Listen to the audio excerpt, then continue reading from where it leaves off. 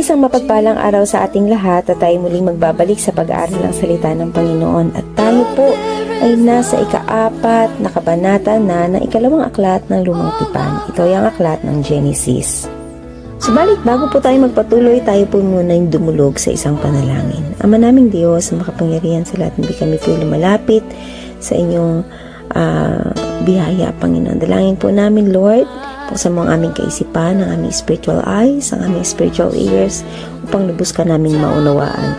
Dalangin namin, Panginoon, na makita namin, Lord, ang inyong malalim na mensahe, Panginoon, sa oras na ito. Kayong mausap sa amin, kayong patuloy na mapapurihan, ngayon at magpakailanman. Amen. Verse 1, sinipingan ni Adan ang kanyang asawa at ito ay nagdalang tao. Nang isilang ang kanyang panganay na lalaki, ay sinabi ni Eva, nagkaroon ako ng anak na lalaki sa tulong ni Yahweh, kaya Cain ang ipinangalan niya rito.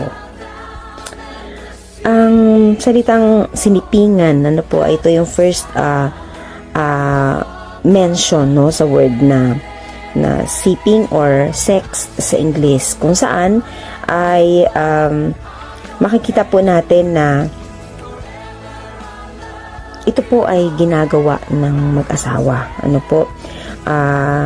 Maraming nagsasabi na iba na nagsama lang naman sila nang walang basbas ang Panginoon. No, hindi po yan totoo, sapagkat ang first marriage po ay nangyari sa Garden of Eden, no? Sa Garden of Eden. And makikita rin po natin, no, walang nanay, no, or magulang. Tatandaan po natin, no, na si Adan at si Eva ay napalayas po sa Garden of Eden, no, sa Garden of Eden. At ito yung kanilang pamumuhay na malayo sa Panginoon. At dahil sa kanilang pagkakasala, alam ni Eva na mayroong dadating na tagapagligtas. At yun yung prophecy na sinabi sa kanila ng Panginoon, no? Yung binhi niya, no, na sinasabi. Kaya naman naniniwala si Eva na si Cain yung ipinangako ng Panginoon, kaya ipinangalan niya yung Cain na name sa kanyang anak, na ang ibig sabihin ay eto na siya, no? Here he is, like that. So lahat naman po tayo naniniwala na ang mga anak, no, ay isang pagpapala buhat sa ating Panginoon. Or kung meron mang hindi naniniwala sa salitang ito or sa paniniwalang ito, then for sure meron lang silang malalim or masalimuot na pinagdaanan. But most of parents naman naniniwala na ang mga anak ay biyaya buhat sa ating Panginoon. Verse 2, sinundan si Cain ng isa pang anak na lalaki at Abel naman ang ipinangalan dito. Naging pastol ito at si Cain naman ay naging magsasaka.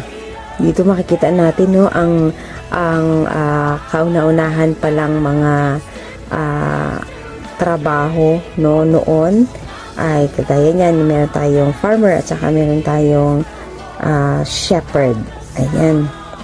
Verse 3, dumating ang panahon na si Cain ay naghandog kay Yahweh, ani niya sa bukid. Kinuha naman ni Abel ang isa sa panganay ng kanyang kawan. Pinatay niya ito at inihandog ang pinakamainam na bahagi. Si Yahweh ay nasiyahan kay Abel at sa kanyang handog. Okay, ito po ay nagiging controversial, no? Nagiging cause of debate, no? Topic of debate, no? Bakit tinanggap ng Panginoon yung offering ni Abel, samantalang hindi niya tinanggap yung kay Cain? Maraming nagsasabi na may favoritism ba si Lord, no? Wala po.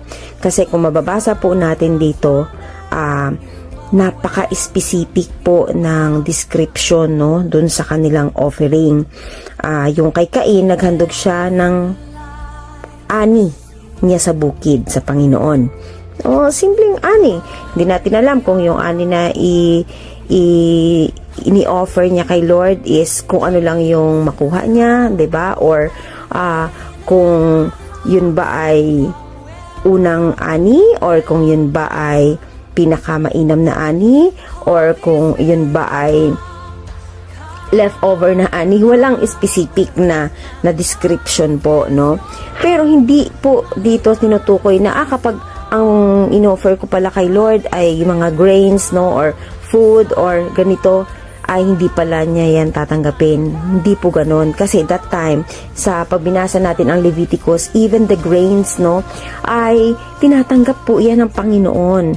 Pero, dito po magmamatter, ang nagmamatter sa Panginoon dito is yung term na ginamit dun kay Abel. Ang sabi po dito ay panganay ng kanyang kawan at inihandog ang pinakamainam na bahagi, no?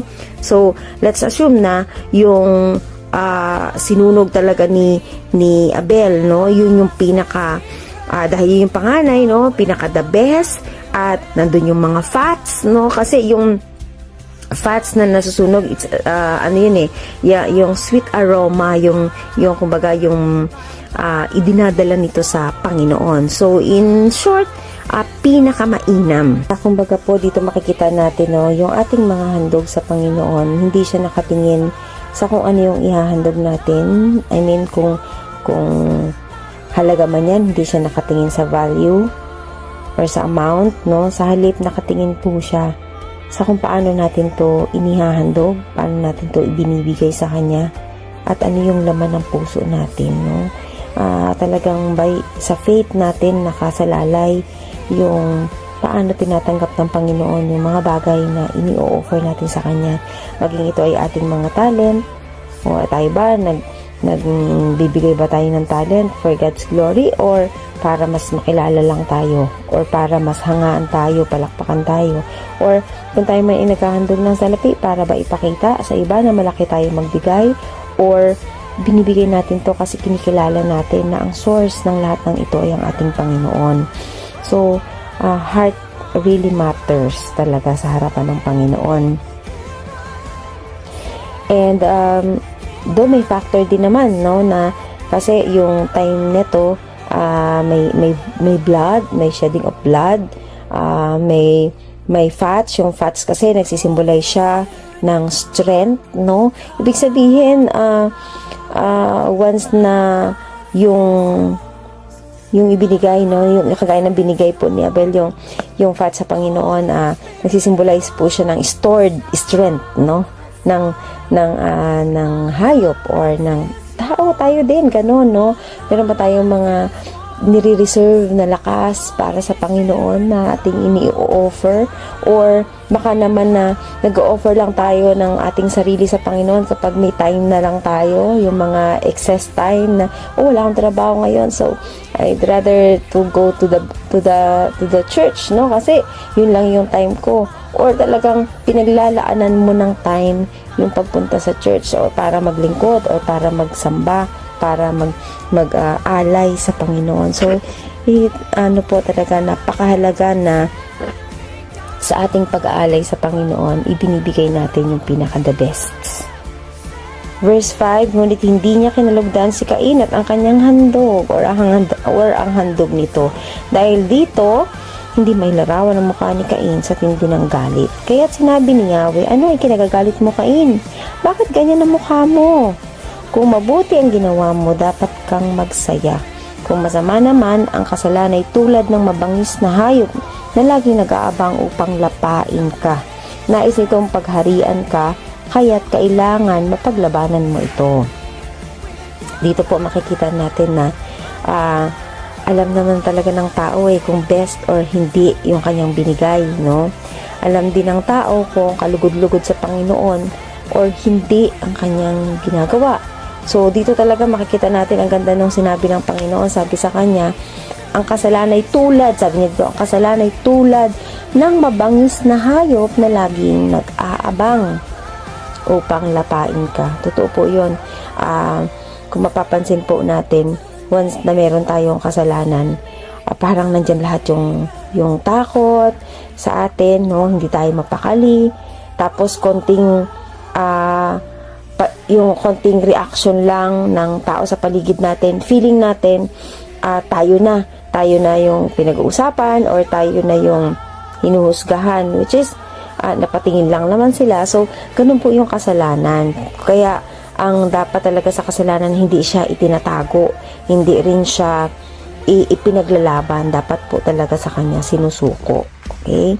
Sabi dito, nais nitong pag-arian ka, kaya't kailangan mapaglabanan mo ito. So, ibig sabihin, yung mapaglabanan dito, hindi ibig sabihin na ilalaban mo yung kasalanan na to, kundi ikaw mismo, dapat mapaglabanan mo yung kasalanan. No? Kailangan yung kasalanan na yan, isuko mo sa Panginoon, dahil kung ikaw sa sarili mo, sa atin, sa sarili lang natin, hindi natin kaya mapagtagumpayan. But with the help of the Lord, no, sa pamagitan ng pag-give up, no, sa Panginoon, makikita po natin na mapagtatagumpayan natin. 8. Isang araw niyaya ni Cain ang kanyang kapatid, Abel.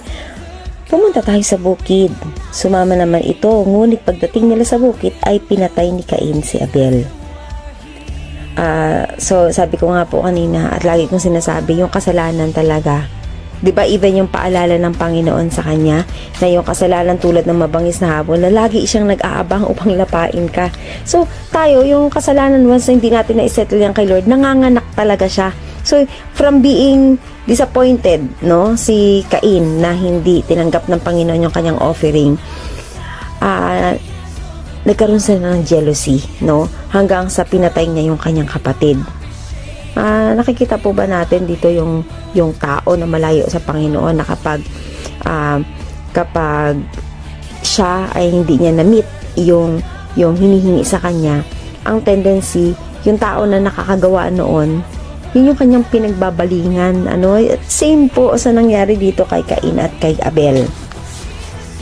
Verse 9, tinanong ni Yahweh si Cain, nasaan ang kapatid mong si Abel? O, diba? Ibig pa sabihin, hindi alam ng Diyos kung saan dinala ni Cain si Abel? Hindi po, no? Kasi si Lord, alam niya ang lahat ng nangyayari, pero still nag-a-ask siya kay Cain, or nagbibigay siya kay Cain ng pagkakataon na i-lay down ni Cain yung kanyang kasalanan, na makipag-reconcile siya sa Panginoon, na kumbaga siya yung mismong umamin, no? Pero ang sagot dito ni Cain, sabi niya, sumagot siya, hindi ko alam. Bakit? Ako ba'y tagapag-alaga ng aking kapatid? Grabe, no?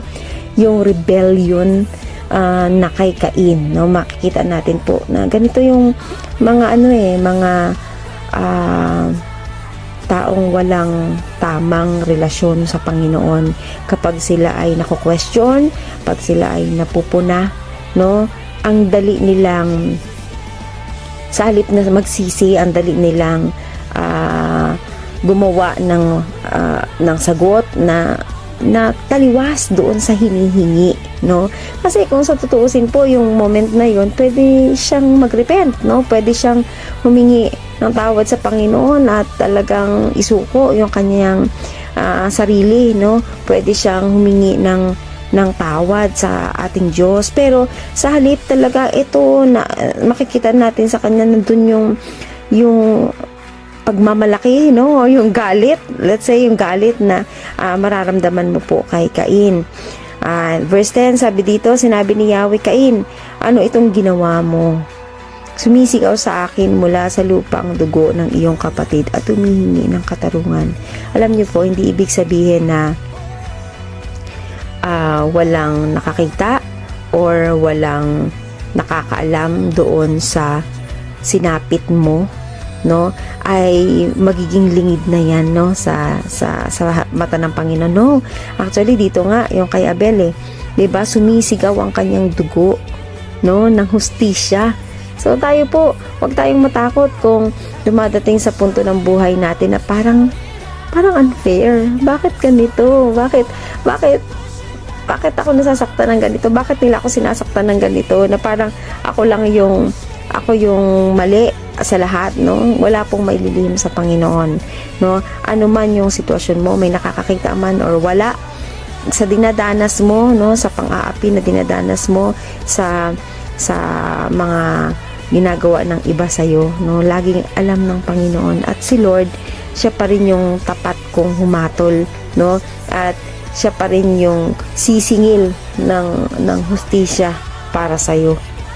Verse 11, sinusumpa kita ngayon at hindi mo na maaaring bungkalin ang lupa dahil dumanak doon ang dugo ng kapatid mo na iyong pinaslang.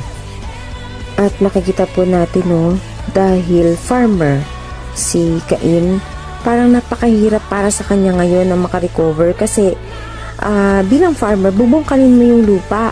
At yung lupa kung saan niya pinatay yung kanyang kapatid, isinumpa ng Panginoon. Ang sabi ng Panginoon doon, hindi na maaaring bungkalin ang lupa dahil sa dumanak doon ang dugo ng kapatid mo na iyong pinaslang. So dito po makikita natin, no, na kapag tayo ay naging palalo sa harapan ng Panginoon, isa sa una talaga niya na parusa is yung ating mga pinagkukunan, no, yung ating mga resources, ano po. And may kapareho po siya doon sa sumpa kay Adan, chapter 3:17-18. Dahil dito sabi niya dito, no, dahil dito ay sinusumpa ko ang lupa at sa hirap ng pagbubungkal pagkain mo'y magmumula. Mga damo at tinik ang iyong aanihin, halaman sa lupa at ang iyong kakainin. So, kasi diba ang disenyo ni Lord, ang kanilang kakainin is yung bunga ng mga puno, no, na kumbaga hindi mo na kailangan bungkalin, no.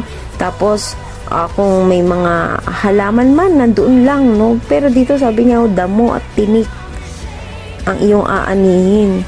Parang iniisip natin ngayon, kaya pala kapag nagtatanim ang mga magsasaka, no, may mga damo na nasasama doon sa mga uhay ng palay. So, dito makikita po talaga natin na inaani ng henerasyon, no, even hindi man major, pero makikita po natin talaga yung katibayan po ng salita ng Panginoon. And of course, dahil nga sa sinumpa na yung lupa na dating binubungkal ni Cain, ngayon kailangan niyang lumipat, no? Kung saan-saan siya kailangan lumipat para lang magbungkal ng lupa. So, palayo siya ng palayo sa Panginoon. Verse 12, bungkalin mo man ang lupa upang tamnan hindi ka mag-aani, wala kang matitirahan at magiging lagalag ka sa daigdig. So, walang permanenteng lugar para sa kanya. Ano po? 13, napakabigat namang parusa ito, sabi ni Cain kay Yahweh. Ngayon pinapalayas mo ako sa lupaing ito upang malayo sa iyong paningin at maglagalag sa daigdig. Papatayin ako ng sino mang makakita sa akin. Hindi, sagot ni Yahweh, paparusahan ng 7 ibayo ang sino mang papatay sa iyo. Kaya't nilagyan ni Yahweh ng palatandaan si Cain upang maging babala sa sino man na ito'y hindi dapat patayin. Iniwan ni Cain si Yahweh at tumira siya sa lupain ng Nod, isang lugar sa silangan ng Eden. Kung makikita po natin, no, hindi siya nakaramdam ng pagsisisi. No, nakita niya yung bigat ng parusa, pero hindi niya man lang naisip na humingi ng tawad sa Panginoon, 'di ba? Alam mo 'yun, yung nasasaktan siya doon sa parusa, pero hindi siya nasasaktan na nakagawa siya ng masama.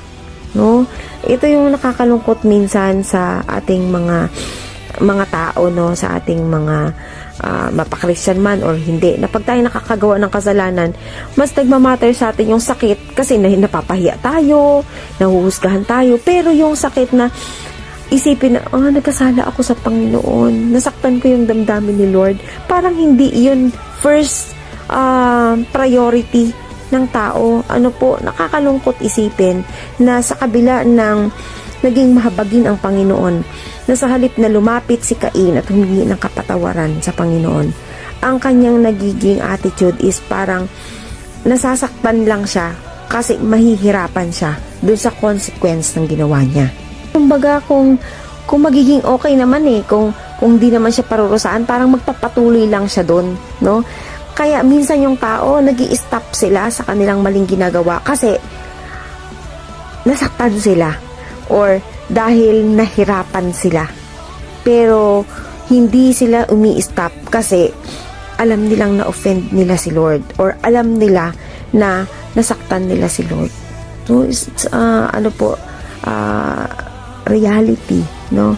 Sad reality sa ating bilang mga tao na sumusuway sa Panginoon. Kaya alam nyo mga kapatid, ang minsan na nagiging bunga ng kasalanan ng tao, yung awang-awa sila sa sarili, habag na habag sila sa sarili, no?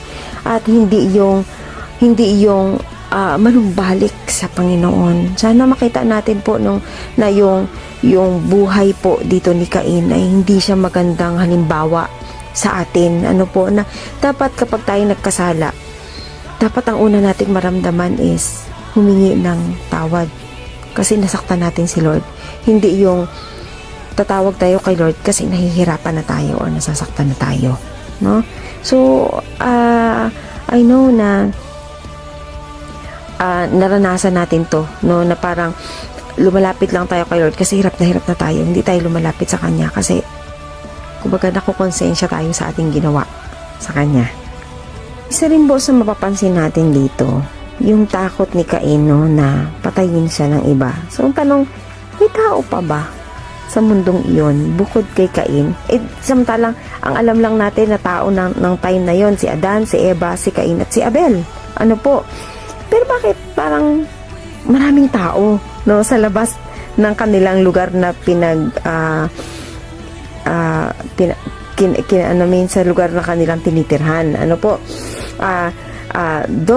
Yan po ay masasagot naman natin sa mga susunod nating mga pagbabasa, pero ang isang malinaw po dito, ayaw ni Lord na si Cain ay mapatay ng iba. Kaya nagkaroon siya ng protection pa rin kay Cain, no, sa pamamagitan ng itinatak niya kay Cain. Verse 17, sabi dito, sinipingan ni Cain ang kanyang asawa at nagdalang tao ito at nagkaanak ng isang lalaki na pinangalan ng Enoch. Imagine niyo po, no, na may mga tao nga sa labas ng lugar kung saan sila naroon. Kasi nagkaroon siya ng asawa, no? Or saan nanggaling itong mga asawa na pangasawa na to ni Cain? So, nung time po na yon, marami nagsasabi na dahil ang panawagan ng Panginoon is reproduction, ang utos sa kanila ng Panginoon reproduce. So, maaaring marami nang naging anak si Adan at si Eva kasi kumbaga po, ang minimension lang naman talaga most of the time dito sa mga anak ng mga nandito sa Bible is karamihan mga lalaki, no? Kung meron mga babae na minimension, so ito kasi may mga malalaking role sa eksena or sa story ng Bible. Pero hindi ibig sabihin na si Cain at Abel, sila lang yung naging anak. Kasi tatandaan po natin na ang panawagan ng Panginoon kay Adan at kay Eva ay humayo at magpakarami. Punuin ninyo ang daigdig. So, malamang, no, na maraming naging anak si Adan at si Eva na hindi na mention sa Bible yung kanilang mga names, no? And then sabi po dito, pagkatapos nagtayo si Cain ng isang lungsod at ito'y tinawag na Enoch bilang alaala sa kanyang anak. Si Enoch ang ama ni Erad na ama ni Mehujael. Anak naman ito si Mitusael na ama ni Lamech. Nag-asawa si Lamech ng dalawa, sina Ada at Zillah. Ayan, so makikita natin dahil talagang makasalanan na ang mundo, ano po, na ang disenyo ng Diyos ay si Adan at si Eva. Isang lalaki, isang babae, no? Isa lang yung asawa. Pero dito, nagkaroon na agad ng dalawa yung asawa, no? Sa verse 19, nag-asawa si Lamech ng dalawa, sina Ada at Zillah. Naging anak ni Ada si Habal, ang nuno ng mga nagpapastol ng mga baka at mga tumitira sa tolda. Kapatid nito si Jubal, na siya namang ninuno ng mga manunugtog ng alpa at flauta. Naging anak naman ni Zillah si Tubal-Cain na ninuno ng lahat ng panday ng mga kagamitang tanso at bakal.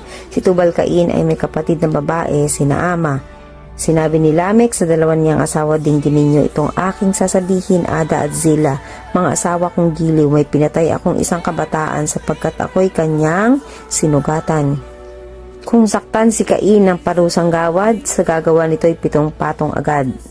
Ngunit kapag ako ang siyang sinaktan, 77 patong ang kaparusahan. Una po makikita natin dito, no, na nung panahon na yon, sa Bible, pag binasa kasi natin, bawal yung pag-aasawa. Nitong later na, no, bawal yung pag-aasawa sa mga kamag-anak na, 'di ba? Sa mga dito lalo sa New Testament. Pero ito po, yung pag-aasawa sa kanilang mga kapatid that time ay pinahihintulutan pa kasi nga nandun sila sa reproduction period, and at the same time wala pa yung law dito ni Moises, ano po, so hindi pa corrupted talaga yung tao that time. So dito makikita din po natin na tatandaan po ninyo yung sinabi ng Panginoon kay Cain, kung papatayin siya ay 7 beses. Pagdating naman po dito kay Lamek, no? Kay Lamek, ang sabi niya, pag siya ay pinatay, dahil nakapatay siya, no? 77 patong. Bakit gano'n, no? Bakit? Although yung 7 po, yung number 7 is a perfect number, no? Ng Panginoon. Yung binigay niyang babala doon sa mga papatay kay Cain ay 7 ulit, no? At si Lord John. Pero pag nakita natin yung tao, mas worst pala siya, no? Kapag naglagay ng rule or naglagay siya ng protection para sa kanyang sarili, ano po? Biruin mo, hindi po to kay Lord galing, no? Ito po ay galing kay Lamek, na sinasabi niya na 77 patong ang kaparusahan kapag siya ay pinatay. So dito makikita natin na iba talaga si Lord, no? Iba si Lord at iba talaga yung tao. The way mag-isip ang tao ay napakalaking diferensya pagdating sa pag-iisip sa Panginoon, no? Pag-iisip ng Panginoon. Verse 25, muling sinipingan ni Adan ang kanyang asawa at ito'y nanganak ng isa pang lalaki. Sinabi ng ina, binigyan ako ng Diyos ng kapalit ni Abel na pinatay ni Cain. At ito'y tinawag niyang Set. Si Set ang ama ni Enos.